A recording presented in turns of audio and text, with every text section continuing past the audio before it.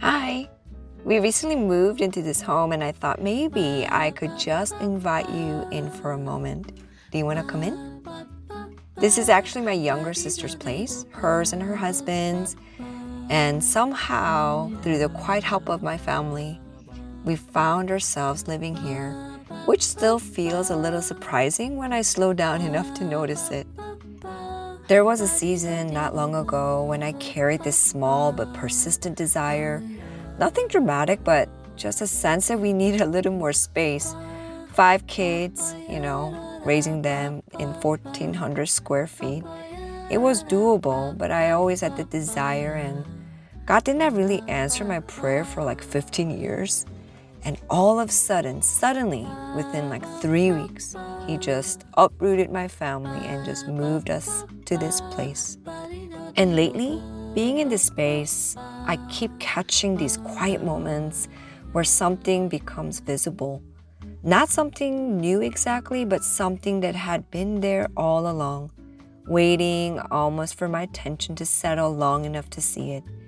And it makes me wonder how much of life is like that. How much has already been given by God in our lives and is simply waiting to be noticed. So after my final exam, there was a day that opened up in front of me with no urgency attached to it and no pressure waiting in the background. So I decided to put some wallpapering, taking off cabinet doors, pressing wallpaper into place. This wallpaper isn't new. I know, what do you think? You might not like it. It's something we use in our old bathroom in the old house, a place that I saw constant steam and heat and water again and again. The kind of environment that quietly tests whether something will last. And this lasted more than 5 years. And there's something about that, about something that has endured a place like that, our bathroom. I think we showered in the bathroom at least 5 times per day with all the kiddos and us. And without coming undone, okay, that's a wallpaper you should keep. So I had some leftover and I was like, I'm going to change it. When you take something you already have and place it somewhere else on a different surface, it becomes something else. My husband saw it, paused for a second and said, that feels a little bit too bold and ugly. Which I think was his way of being kind. So I told him, honey, if you are the one doing the dishes every single day, I'll put the doors back.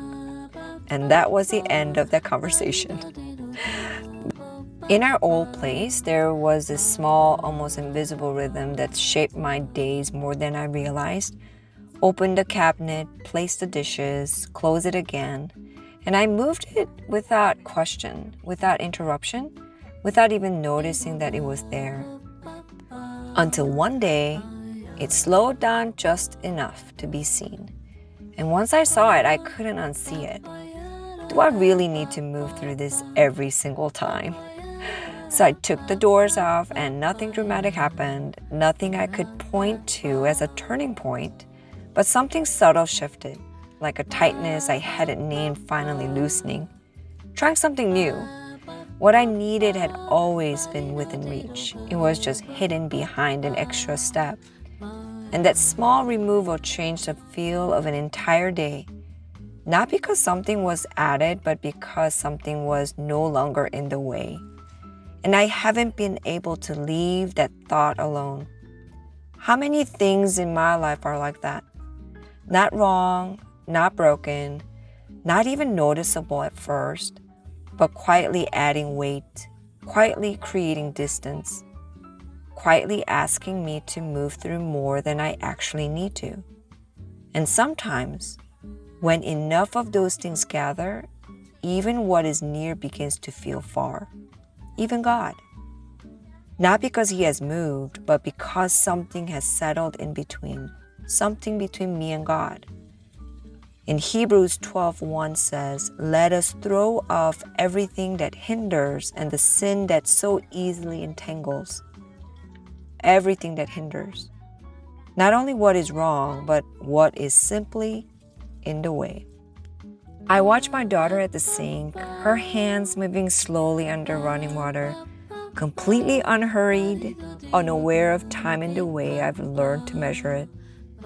The urge to move things along I'm so used to, but she always teaches me to slow down.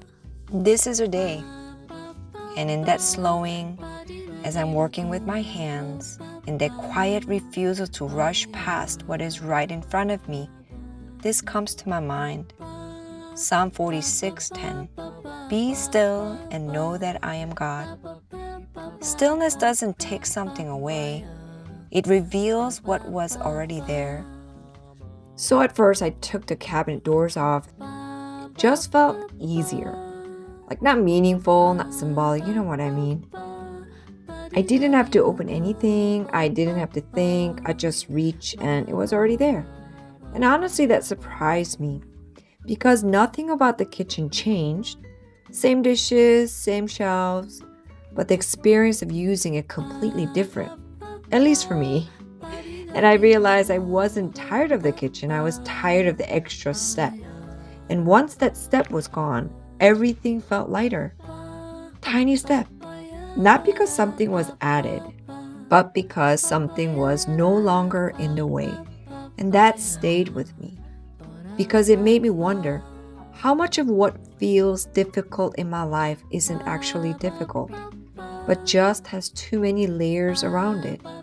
Too many small things I've gotten used to moving through. And I started to see it most clearly in my time with God. Because if I'm honest, it's not that I don't want Him. It's just, it doesn't always feel easy to begin. There's always something before it. I'll do it later. I need more time. I should do it properly. And none of those thoughts are wrong, but they stack quietly until something simple starts to feel far. And I keep coming back to this question: how many times in a day do I pass by what matters most? Just because something else is easier to reach. It's not better, it's just easier. And then I remembered something I read about Billy Graham. He used to keep Bibles open in different corners of his house. Not organized, not part of a system, just there. Actually everywhere. So that as he moved through his day, he didn't have to go somewhere else to meet with God. He could just stop. No transition, no setup, just presence. And that stayed with me because it's so simple, but it's so intentional.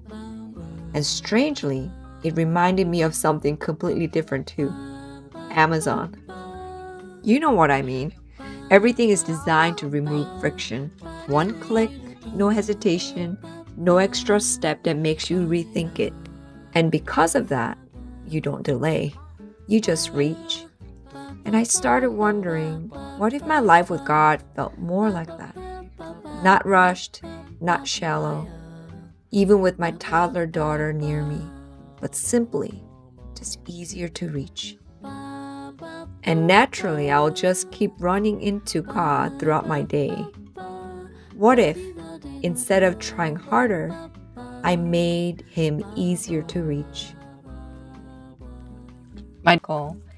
And once more, everything pauses, not in a dramatic way, just enough for whatever I was holding on to loosen its grip.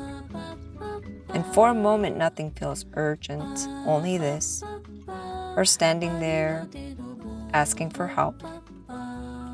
I sometimes like using my hands and just doing things. I feel like it calms my spirit. Psalm 118:24.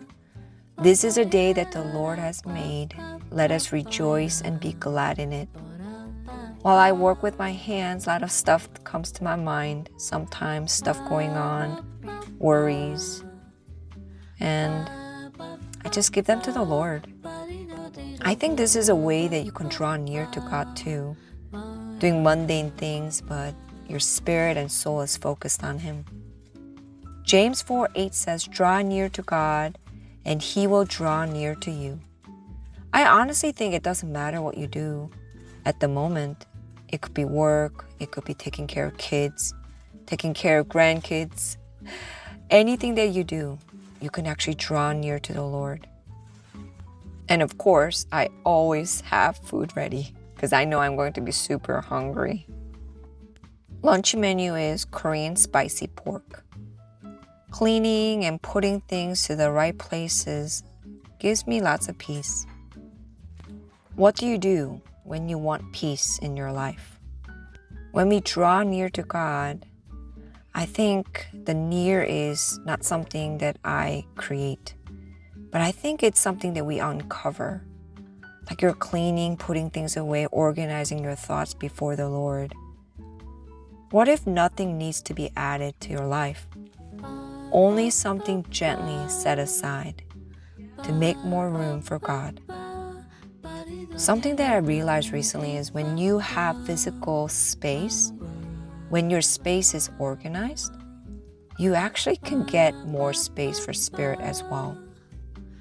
If God feels distant, even slightly, I want to encourage you, it's okay. Sometimes it's not about doing more things. It's more of making a little bit more room. And maybe nothing needs to be forced. Maybe it begins with noticing, with pausing long enough to see what has been there all along. It's like removing what was never meant to stay and making room until what once felt far becomes visible again. Because sometimes we don't find a closer God, we discover He was never far. And if your days feel full, interrupted, unfinished, you're not alone in that. And even here, He is near. God loves you.